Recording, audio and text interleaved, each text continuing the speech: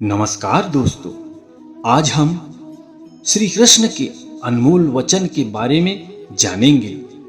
आस्था, प्रेम, भक्ति और शक्ति के स्वामी कृष्ण हम सभी के आराध्य हैं। उनके कथनों का सार भागवत गीता के रूप में युगों युगों तक मानव को धर्म का राह की ओर प्रवृत्ति करती रहेगी। इस वीडियो में हम भगवान कृष्ण के बारे में प्रसिद्ध कथन और उद्धरण कोट्स सुविचार अनमोल वचन लेकर आए हैं। मैं ना तो तुम्हारी महंगी भेंट से प्रसन्न होता हूँ, ना दिखावटी दान दयालुता से।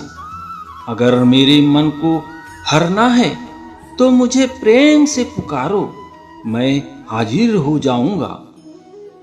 अवास्तविक चीजों को लेकर मन में कभी डर पैदा मत होने दो। वो वास्तविक नहीं है। वह ना तो कभी था और ना ही कभी होगा।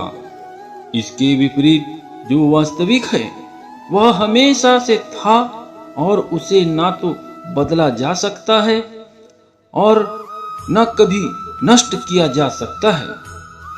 जो मनुष्य किसी अच्छे काम में लगा हुआ होता है, आने वाले समय में उसका अंत कभी बुरा नहीं होता है। मनुष्य अपनी 3 प्रमुख कृतियों द्वारा नरक के द्वार पर पहुंचता है।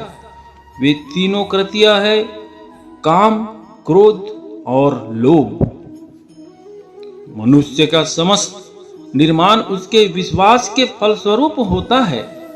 जैसा वह सोचता है उसी के रूप वह बन जाता है। परिवर्तन इस संसार का नियम है। एक नजर में तुम असीम संपत्ति के मालिक बन सकते हो, दूसरी नजर में तुम दरिद्र बन सकते हो। एक इंसान के रूप में इस धरती पर तुम्हारे कुछ कर्तव्य है। अनिवार्य रूप से अपने कर्तव्य को निभाओ। किसी से सच्चा प्रेम होना शुद्धता और दिव्यता का प्रतीक है। जो भी कुछ हुआ है उसमें तेरा कोई योगदान नहीं है, इसलिए तुम्हारी सारी परेशानियां व्यर्थ है। हर चीज की शुरुआत मुझसे होती है और खत्म भी मुझ पर आकर ही होती है। इंद्रियों से मिलने वाला सुख सच्चा नहीं होता है। इंद्रियों का सुख पहले तुमको अमृत की मिठास देगा, लेकिन बाद में तुम्हारा विनाश कर देगा। तुम अपने जीवन को सार्थक बना सकते हो, लेकिन इसके लिए तुम्हें मेरी शरण में आना पड़ेगा। अगर तुम्हें मेरी बातें अटपटी लगती है तो तुम्हें अपने नजरिए को बदलने की जरूरत है। अभी तुम चीजों को उस तरह से नहीं देखते हो जिस तरह से मैं देखता हूं। अगर एक बार तुमने मुझ पर विश्वास कर लिया तो तुम्हें जीवन में कभी निराश नहीं होना पड़ेगा। एक बार जो मुझ पर विश्वास करता है उसको मैं कभी छोड़ता नहीं हूं। जो मेरे भक्तों के साथ धोखा करता है उसके लिए मैं सबसे बड़ा शत्रु हूं। अगर किसी ने मेरे भक्त को एक बार भी धोखा दिया तो जन्मों जन्मों तक मैं उसका उद्धार नहीं करता हूं। इस देवत्व का सर्वोच्च मैं हूं। सब कुछ मुझ पर निर्भर है। अगर तुमने मेरे बारे में जान लिया तो तुम्हारा कल्याण निश्चित है। मैं हर दिल को एक मंदिर की तरह देखता हूं। जो दिल जितना सुंदर होता है वहां मैं उतना ही अधिक ठहरता हूं। भगवान श्री कृष्ण के चरण कमल इतने पवित्र हैं कि जो कोई उनकी शरण लेता है तुरंत शुद्ध हो जाता है। इस दुनिया में तुम प्रेम सभी से करो, लेकिन पूर्ण रूप से विश्वास किसी पर मत करो। अगर तुमको भरोसा करना है तो केवल कृष्ण पर करो।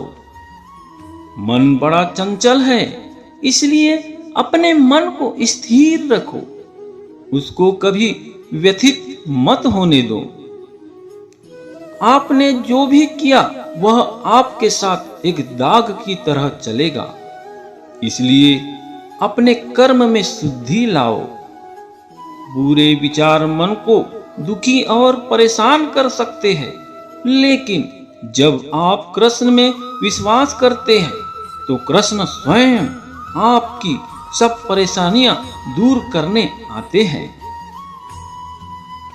मैंने अभी तक तुम्हारे शरण में आने के प्रस्ताव को स्वीकार नहीं किया है, क्योंकि तुमने अभी तक पूर्ण रूप से समर्पण नहीं किया है। जब तुम शुरुआत करोगे तो स्वाभाविक रूप से तुमको असफलता मिल सकती है। कई बार तुमको गिरना भी पड़ सकता है, लेकिन इसका मतलब यह नहीं होना चाहिए कि तुम उस काम को करना छोड़ दो। एक समय आएगा जब तुम परिपूर्ण हो जाओगे और तुम्हारे सभी काम सफल हो जाएंगे। इस काम में मैं हमेशा तुम्हारे साथ खड़ा रहूंगा। मैं तुम्हारे हर छोटे बड़े कर्म में साथ दूंगा। तुम्हारा जो दिल करे उसको करो, लेकिन नम्रता और सरलता के साथ करना, अहंकार के साथ नहीं। एक उपहार तब शुद्ध होता है जब उसको सच्चे दिल से सही व्यक्ति को सही समय पर दिया जाता है और बदले में कोई दूसरी उम्मीद नहीं करते हैं। कड़े संघर्ष के बाद प्राप्त होने वाला सुख जिसने आपके दुखों का अंत किया है, ऐसे संघर्ष का पहला कदम आपको कड़वे जहर के समान लगता है और अंत में आपको अमृत की प्राप्ति होती है। इस तरह का सुख केवल मन की शांति से प्राप्त हो सकता है। इस धरती पर आने के बाद आपका मुख्य उद्देश्य यहाँ से मुक्त होना है। केवल वही मनुष्य मुक्त हो सकता है जो अपने कर्मों में दृढ़ संकल्प के साथ स्थिर है और सुख दुख को समान रूप से सहन करता है। जो मनुष्य अपनी आत्मा की बात सुन सकता है वह मुझसे बात कर सकता है और देख भी सकता है। अपने सभी कर्मों को कृष्ण पर केंद्रित होकर करो, आसक्ति को त्याग दो, सफलता और असफलता को एक समान दृष्टि के साथ देखो, क्योंकि आध्यात्मिकता का अर्थ ही होता है समभाव। वह मनुष्य जिसने घृणा को त्याग दिया, जो सभी प्राणियों के साथ समान व्यवहार करता है, जो सुख दुख और दर्द पीड़ा से अप्रभावित है, जिसके अंदर करुणा भरी हुई है और मन शांत है, उसने सही मायने में मुझे प्राप्त कर लिया। यही वह मनुष्य है जिसको मैं सबसे अधिक पसंद करता हूं। इस विशाल संसार में तुमको केवल कर्म करने की छूट है। इसके अतिरिक्त फल की इच्छा और स्वार्थ सब निरर्थक है।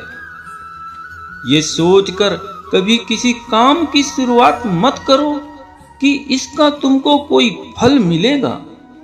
बिना किसी लालसा के साथ कर्म करो। जो आदमी मुझे हर चीज में देखता है और मेरे होने के एहसास को अनुभव करता है, वह मेरा सच्चा भक्त है। ऐसे भक्तों से मुझे प्रेम है। इंद्रियों का काम ही भटकना है। जब कोई मनुष्य अपना मन उनके पीछे छोड़ देता है तो समझ लीजिए कि उसने छेद वाली नाव में सवारी शुरू कर दी है, जिसका डूबना तय है। ऐसा कोई नहीं है जिसका सदियों से अस्तित्व है, और ना ही ऐसा कोई है जिसका सदियों बाद अस्तित्व रहेगा। यहाँ कुछ स्थायी नहीं है। वह सभी चमकदार वस्तुओं में प्रकाश के स्रोत के रूप में स्थित है। वह सभी प्रकार के अंधकार से परे और अव्यक्त है। वह ज्ञान का विषय है और वही ज्ञान का लक्ष्य है। वह सबके हृदय में विराजमान है। तुम उसी को देख पाते हो जो तुम हो, और तुम वही जो तुम देखते हो। मैं सभी के घरों में निवास करता हूँ। मेरी ऊर्जा सभी जगह समान रूप से वितरित है। जो मुझे पहचान लेता है उसको मैं भक्ति रस प्रदान करता रहता हूँ। मैं सर्वनाश कर सकता हूँ। मेरे रुकने की वजह मेरे भक्त है। जिस दिन मेरे सभी भक्त मर जाएंगे मैं सर्वनाश कर दूंगा। जो व्यक्ति अहंकार से मोहित होकर अपने कर्मों को अंजाम देता है, मैं उसके खिलाफ खड़ा होता हूं। तुम हमेशा के लिए यहां रहने नहीं हो। तुम्हारा जीवन बहुत सीमित है। जो मनुष्य यहां आता है वह अपनी क्षमता को तलाशने के लिए आगे बढ़ता है। ये गलत नहीं है अगर तुम निस्वार्थ भाव से अपनी गति करते हो। स्वभाव के द्वारा निर्धारित कर्तव्य का पालन करने से कोई पाप नहीं होता। हम वास्तव में कभी दुनिया का सामना करते ही नहीं हैं। यहाँ रहकर हम जो भी अनुभव करते हैं वे हमारी इंद्रियां हैं। तुम केवल अपने कर्म पर नियंत्रण कर सकते हैं। तुम्हारे कर्म के परिणाम का तुम दावा नहीं कर सकते। हारने का डर, असफलता का भय, कर्मों के साथ भावना जोड़ना सफलता की सबसे बड़ी बाधा है। ये विचार मन को अस्थिर कर आपकी क्षमता को लूटता है। स्वार्थ से जुड़े कर्म आपको दुनिया में कैद करते हैं। व्यक्तिगत लाभ के बारे में नहीं सोचे और निस्वार्थ भाव से काम करें। अपनी इच्छा शक्ति से खुद को नया आकार दो।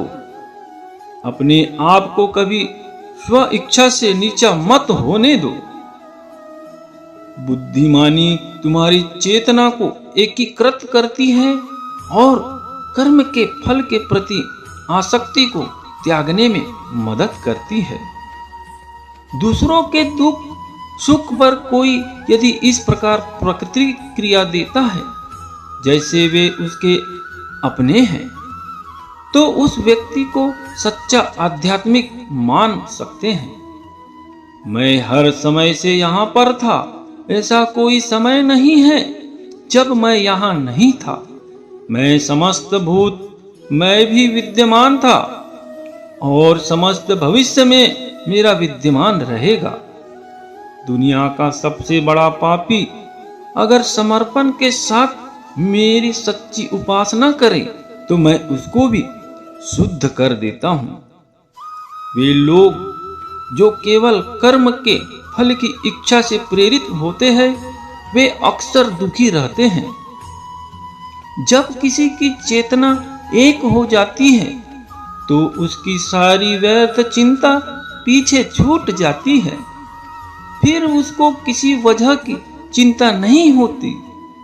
चाहे चीजें अच्छी हो या बुरी हो, वह सदा एक सा रहता है। जो लोग अपनी आत्मा से भली भांति परिचित है वे इंद्रियों पर पूरी तरह से नियंत्रित रखते हैं। अपने भूत की घटनाओं पर चिंतित होना व्यर्थ है। तुम ना तो अपने भूत को बदल सकते हो, ना अपने भविष्य की कल्पना कर सकते हो। तुम केवल चिंतित हो सकते हो जो पूरी तरह से अर्थहीन है। मन को शिक्षित कर मनुष्य अपने सोचने की तरीके बदल सकता है और कोई भी कदम उठाना सीख सकता है। यह योग का केंद्रित सिद्धांत है। संसार में जीवित रहने के लिए कर्म करते रहना चाहिए। अपने कर्तव्य से दूर रहकर कर्म से बचने की कोशिश नहीं करनी चाहिए। जो सुना है उस पर विश्वास मत करो। कुछ लोग अपने विवेक से मुझे अपना बनाते हैं, कुछ लोग ज्ञान से, कुछ लोग कर्म से, कुछ योग से। तुम मुझे किस रूप में प्राप्त करना चाहते हो, ये पूरी तरह तुम्हारे ऊपर निर्भर है। तुम मुझे जिस रूप में बुलाओगे मैं उस रूप में हाजिर हो जाऊंगा। तुम मेरे प्रति सदा चौकस रहो, मेरी उपासना करो। अपने हर एक काम के लिए मेरा स्मरण करो। मैं वादा करता हूं तुम मेरे प्रिय बने रहोगे। जो मेरे प्रिय है उनको मौत का भय नहीं रहता है। मौत उनके लिए मात्र पुराने वस्त्र उतारने के बराबर है। इस दुनिया का आकार प्रत्येक मनुष्य के लिए अलग अलग है। मनुष्य अपने सोच और कर्म से इस दुनिया का आकार निर्धारित करता है। अपरिपक्व लोग सोचते कि ज्ञान और कर्म अलग अलग है, लेकिन बुद्धिमान उन्हें एक ही मानते हैं। मनुष्य अपने कर्म ज्ञान के अनुसार ही करता है। मृत्यु के समय आत्मा केवल देह को त्यागती है, अपना अस्तित्व नहीं। इसलिए मनुष्य को लेकर कोई भय पैदा मत करो। गीता का सार यह है कि प्रत्येक प्राणी में विराजित ईश्वर को देखो और उसके अनुसार अपने कर्म करो। गीता कोई आज्ञा की पुस्तक नहीं है, बल्कि विकल्पों की पुस्तक है। जब मनुष्य सांसारिक विषयों के बारे में सोचता है तो आसक्ति आ जाती है, वासना उत्पन्न होती है। वासना से क्रोध के बादल उमड़ पड़ते हैं। इसलिए ध्यान को सांसारिक विषयों से हटाकर कृष्ण में लगाओ। एक बुद्धिमान और मूर्ख के बीच केवल सोच का फर्क होता है। जिसका कर्म सात्विक है उसका निर्णय बेहतर होगा और वह मनुष्य परिणाम को लेकर भावनाओं में नहीं उलझता है। केवल इच्छाओं को वश में करने से काम नहीं चलेगा। स्वामित्व और अहंकार को भी वश में करना होगा। सात्विक व्यक्ति ऊर्जा से भरा होता है। उसका मन शांत, साधन संपन्न, दयालु और निस्वार्थ और जागरूक होता है। मित्रों, उम्मीद करता हूं आज का यह वीडियो आपको बहुत पसंद आया होगा। अगर पसंद आया हो तो मेरे इस चैनल को सब्सक्राइब करके वीडियो को लाइक जरूर करें। दोस्तों, मिलते हैं अगले वीडियो में। तब तक के लिए अपना ख्याल रखिएगा। राधे राधे।